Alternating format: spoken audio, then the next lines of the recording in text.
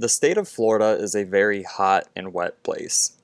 The conditions of this environment has allowed reptiles to thrive and diversify.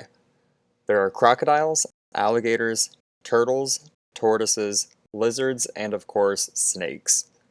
Of the 46 snake species that exist here, there is one species in particular that has a bad reputation, the cottonmouth. In this video, we will be teaming up with herpetologist Dr. Andrew Durso to dispel some myths, talk about some general cottonmouth information, and hopefully make you feel more comfortable coexisting with cottonmouths here in Florida. Cottonmouths, also sometimes called water moccasins, are a medium-sized snake with average lengths between 2 and 3 feet. They have relatively thick bodies and are a dark olive-brown color with crossband patterning that fades with age. When these snakes feel threatened, they will flash their bright white mouth as a warning about them being venomous. The white mouth is why they were named the cottonmouth. So my go-to features for identifying cottonmouths are the unstriped upper lip, the thicker, chunkier, taller head. It's more like a golf club compared to a water snake that has more of a flat head with striped lips.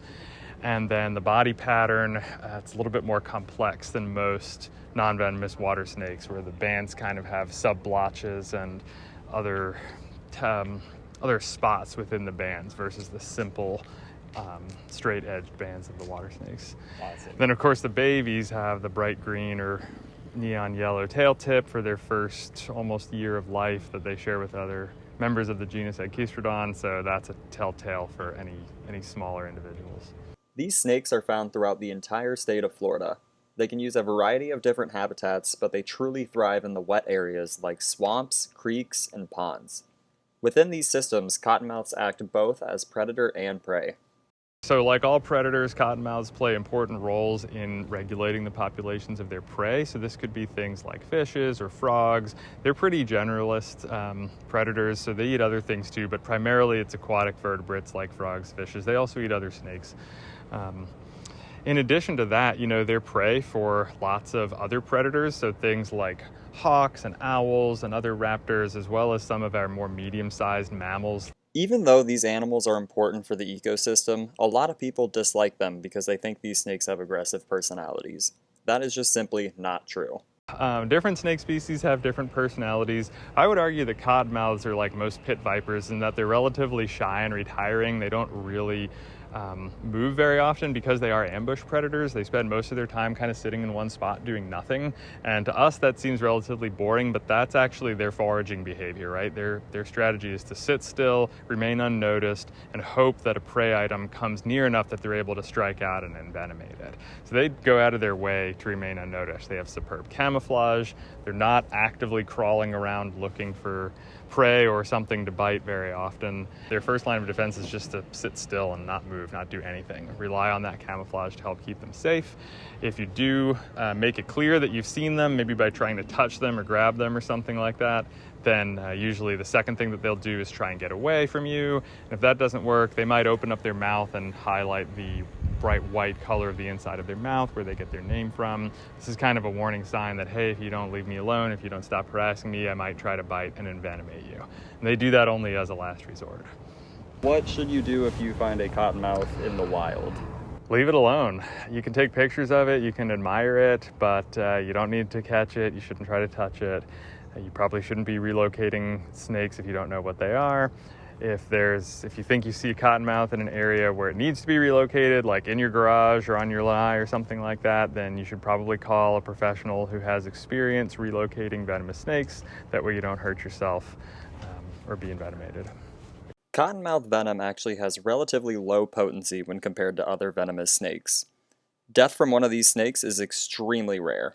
Yeah, so cottonmouths are venomous snakes. They are potentially dangerous animals.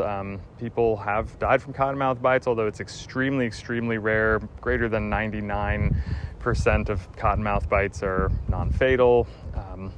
If you're unfortunate enough to be bitten by a cottonmouth, then what you should do is call 911, proceed straight to the hospital, and the emergency medical physicians there will make a decision on whether or not you need to be treated with antivenom. Maybe it's because they're venomous, or maybe it is because they are so common, but there are a lot of false myths regarding cottonmouths. I guess the main one is that they'll chase you, which isn't true. Snakes don't chase people. They're not trying to catch or attack people. Sometimes they might crawl toward a person if there's a refuge on the other side of the person that they want to get to, or maybe if they're not aware that the person is there.